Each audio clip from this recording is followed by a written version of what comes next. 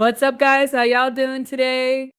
Oh, baby, if you are Sean Diddy Coleman's, Ariel Mitchell is looking at you saying, baby, you're not suing me for 50 million. Your reputation has been ruined and will be continue to be ruined. Will be continue to be ruined. On top of that, Tyson Beckford. Yes, Tyson Beckford is letting us know that he could have been the superhero we didn't know we needed back in the 90s because he was about to take Diddy off this earth. And baby, that was a canon moment. That was a canon moment. Let's get into this. Okay, first of all, let's talk about Diddy. The way Diddy is out here suing people. I think Diddy feels like he's gonna get all his lawyers' fees back by suing everybody. I'm sure he's looking for a way to sue the federal government. It will not work. Get this. Okay, Diddy's lawyer.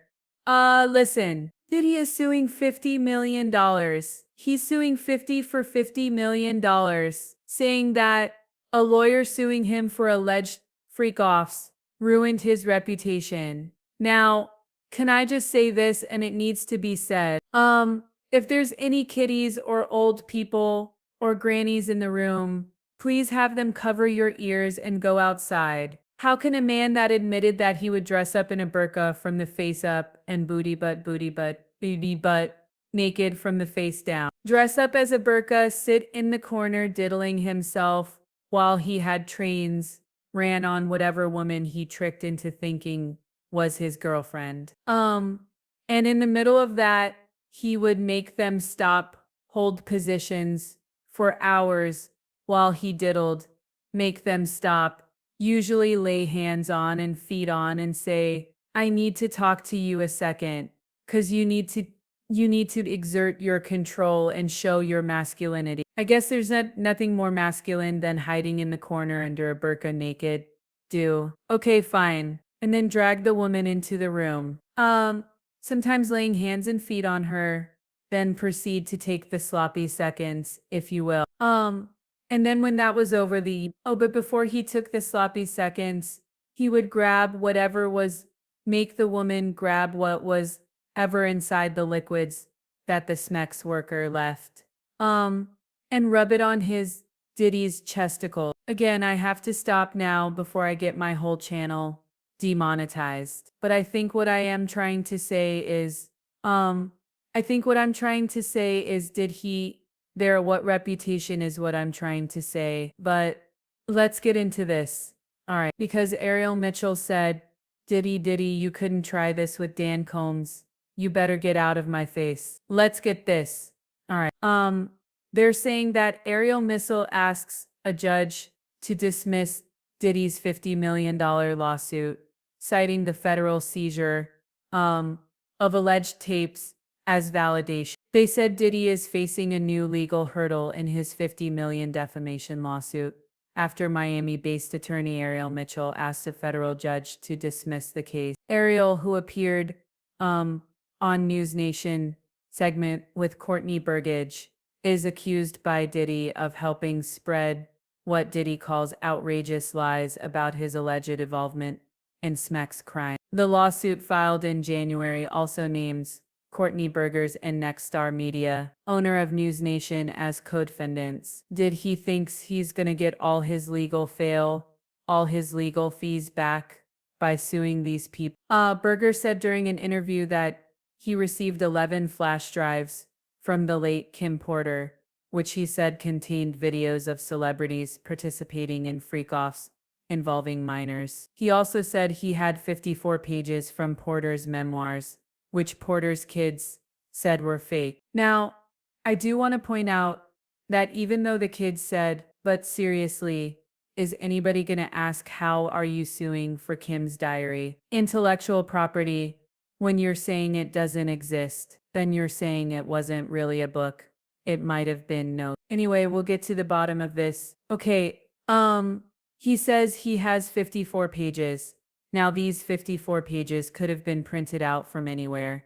Area's attorney Stephen Metcalf argued that her appearance on the program did not include any defamatory statements, and her role as an attorney shields her from liability. They said in addition to performing her role as an attorney for matters involving the preparation of litigation, such as vicarious um, attributions concerning defendant Mitchell violate First Amendment principles. Okay, yeah, they're doing the Alex Burrow thing where they're starting to sue lawyers for representing people because they realize they can't stop everybody from suing. So they're going to try to scare lawyers against from representing people. Again, I'm confused. How this helped you? I don't know. They said Mitchell cannot be said to have acted with reckless disregard for the truth. Photos and videos were produced, leading to a federal subpoena on this specific material, and the government, or members of the Senate district, acted in a manner to take possession of said materials, and thus the government essentially vouched for his existence of said material.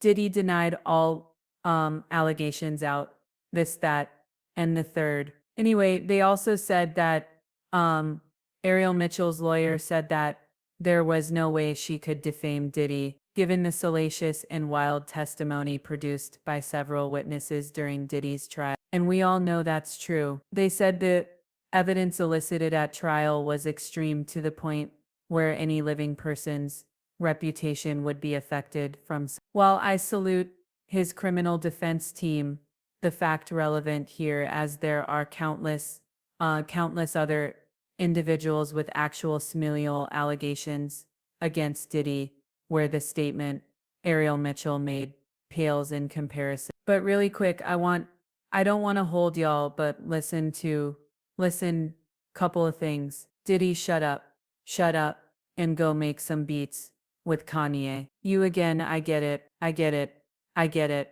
But the fact that Diddy was found not guilty does not mean he's innocent. And the fact that Diddy got convicted of 2 federal SMMX charges, I think proves a lot. Anyway, we'll talk about this on live tomorrow. Your girl is back to work this week. But let me just say this.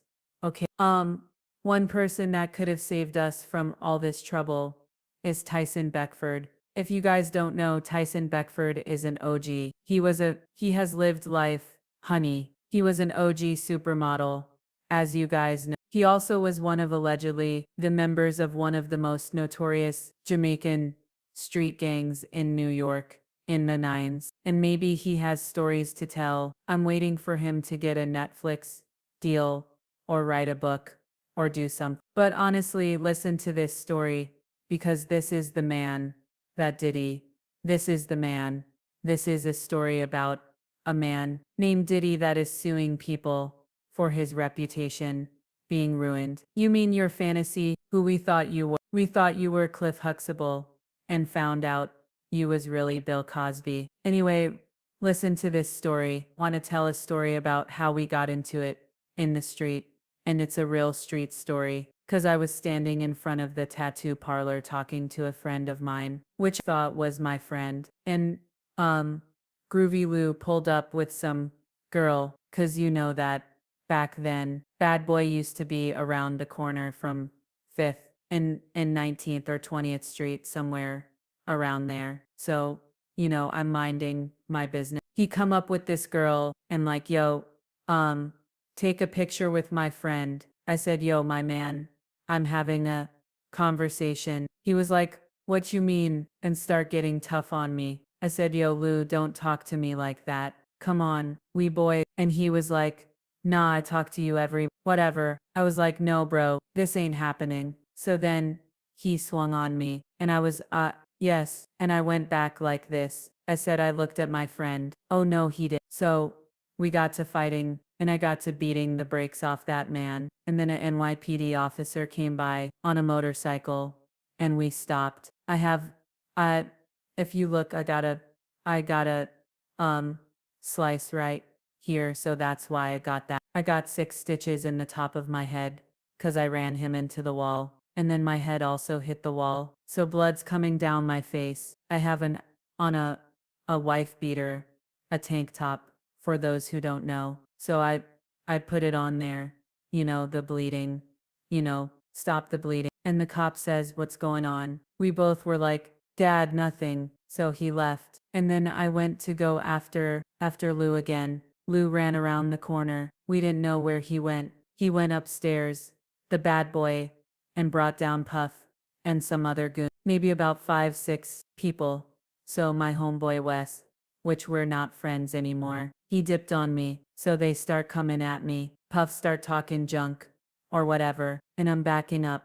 I'm like, yo, my man. So my Land Cruiser was on, I think was on 6th Avenue or something. This was before 9/11. Mossberg in the back, which trust me, I know why. I needed it, so I went to the back, opened the Land Cruiser, cocked it. I said, look, I only got 5 in here. Puff, you gonna get it first, and big man, you gonna get it first. The rest of y'all, I'm gonna shower you with it. So that was, the gist of the whole story. Then Puff went and called my manager, and he was like, yo ma, your boy Dub. She said, yo, he's Jamaican, leave him alone. He, he will done you. So, yeah, I mean, I could have saved the world a whole lot of trouble and took him out back then. But then we're without you. So y'all haven't made up. We rest our case. We rest our case.